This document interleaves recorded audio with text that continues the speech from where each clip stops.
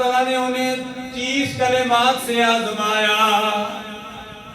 10 کا ذکر سورہ احزاب میں ہے، 10 کا ذکر سورہ برات میں ہے، وہ بھی میں تفسیر کی طرف نہیں جانا چاہتا، اور 10 کا ذکر مختلف حدیث میں ہے۔ میں 10 کی طرف جانا چاہتا ہوں۔ 30 کا میں اگر موضوع 30 ذکر کر دوں تو موضوع سمیٹا نہیں جائے گا۔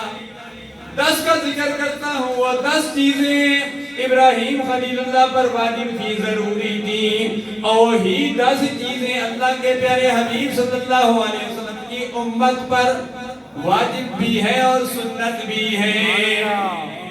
بعضی چیزیں واجب ہیں اور بعضی چیزیں سنت ہیں۔